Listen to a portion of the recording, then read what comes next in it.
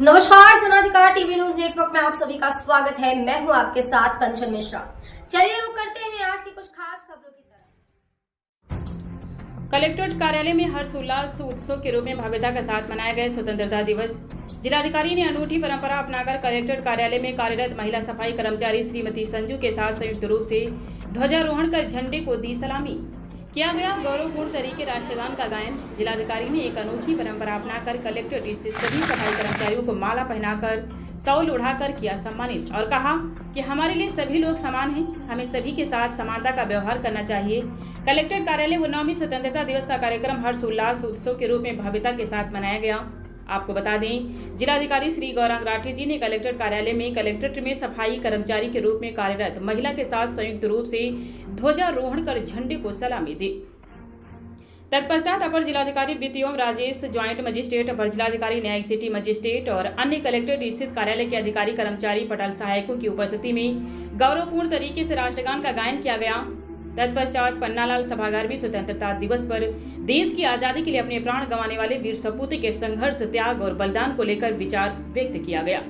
79वें स्वतंत्रता दिवस की देशवासियों को बधाई और शुभकामनाएं देकर अपने विचार व्यक्त करते हुए जनाधिकार टीवी न्यूज नेटवर्क के लिए जनपद वन्नाव से जिला ब्यूरो अभिषेक मिश्रा की रिपोर्ट। इंडिपेंडेंस डे के साथ प्रथम सम्मान हार्दिक शुभकामनाएं और मैं सभी से आग्रह करूँगा कि पावर के बाद हमारे सेनानियों की बलिदान उसकी स्मृति रखते हैं, उसको याद करते हैं, अपने जनपद के अपने देश के उन्नति के लिए हम लोग अपना सर्वस्व लगाकर अथक प्रयास करते हैं, देश को उसकी ऊंचाई को करते हैं। जय हिंद, धन्यवाद। Thank you. हमारे अंदर पनपेगा और केवल बातों का थ्योरी तक नहीं रह जाएगा। तीसरा, हम देश प्रेम को कहीं ना कहीं से वो केवल हमारी जो सीमाएं कितनी सुरक्षित है उससे जोड़ देते हैं। तो क्या देश प्रेम यही है? देश प्रेम इससे कहीं ज्यादा बढ़ता है। तो माँ की इज्जत झाड़ हो, ये तो हम इंश्योर करते ही हैं। बाहर कोई बदतमीजी ना करे, बाहर कोई कुछ ना बोले, उसकी गरिमा अक्षुण्ण रहे। पर घर में अगर आप बेइज्जती करोगे, घर में आके उसकी इज्जत नहीं करोगे तो उसका क्या मतलब है? कोई मायने नहीं। तो घर में आप गलती करते हो, घर में आप इज्जत नहीं करते, तो उसके अगर इंडिया के रूप में मायने देखें तो जहाँ गए वहाँ पे करप्शन किया। करप्शन सिर्फ पैसे का नहीं होता, मेंटल करप्शन भी होता है, मॉरल करप्शन भी होता है, और भी तरह के करप्शन होता है। तो अगर जहाँ भी जा रहे हैं, रास्ते में गए, कूड़ा फेंक दिया कि को देख कौन रहा है, तब सभी लोग तो कहते हैं मैंने थोड़ा सा और डाल दिया तो क्या बड़ी बात है। तो ये भावना अगर हम छोड़ देंगे अपने अपने स्तर पर, इतना बहुत है। ये हमारा अपना कर्तव्य अपनी माँ के लिए पूर्ण हो जाता है, ताकि इससे कोई देख के प्रेरित हो, समझे, सुने। ये उसकी भावना है।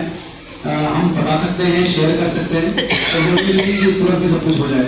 तो इससे कुंठित नहीं होना चाहिए कि और तो कोई तरह मैं अकेला क्यों करूँ।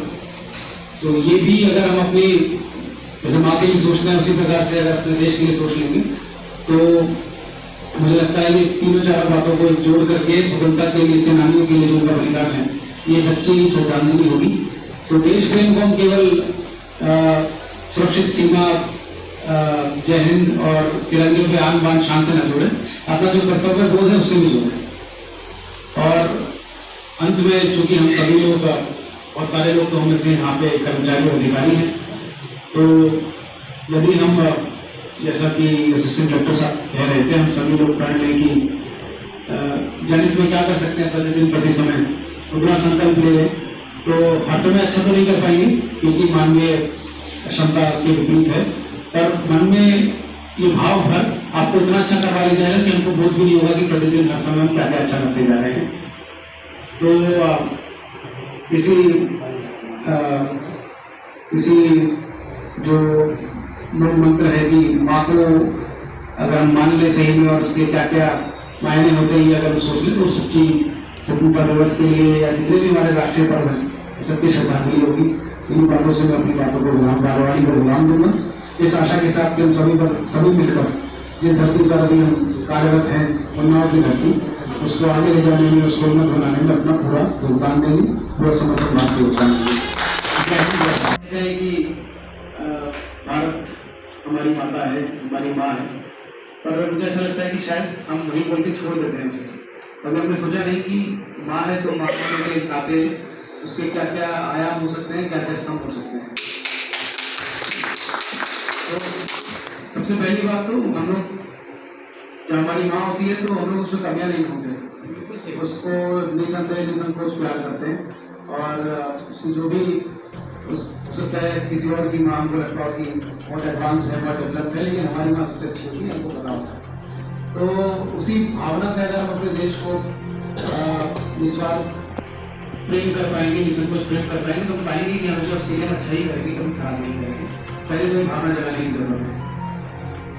अमूमन कई बार बैठते हैं हमारे देश में क्या हो रहा है, कुछ नहीं हो रहा है यहाँ पे, तो वो वाली भावना जैसे माँ के लिए कभी कभी नहीं छीटा कैसे नहीं करते, उस प्रकार से देश के लिए जिस दिन हम लोग बंद कर देंगे करना, तो हम पाएंगे कि हम पॉजिटिव डायरेक्शन में जा रहे हैं। पहला काम तो यही। दूसरा ये कि माँ कभी नहीं चाहेगी कि आपस में जो परिवार के सदस्य हैं वो लड़े, है ना, एक ऊपर एक नीचे हो, तू बड़ा मैं छोटा, तू छोटा मैं बड़ा, मेरे पास ज़्यादा है तेरे पास नहीं होना चाहिए, इस तरह की भावना कभी नहीं चाहिए। तो उसकी इस भावना का सम्मान करते हुए अगर हम ये ऊंच नीच भेदभाव उसको दूर करने के लिए सब अकेले नहीं कर सकते, पूरे परिवार को साथ में आना पड़ता है, लेकिन हम अपना तो खुद निभाएं, अपना तो कर्तव्य निभाएं और ये ना सोचे कि दूसरा भाई क्या कर रहा है, दूसरी बहन क्या कर रही है। अपना काम करिए, वो भी सब आपको देखती कहीं ना कहीं प्रेरित होंगे और सब साथ में मिलकर जरूर उस परिवार को अच्छा करेंगे।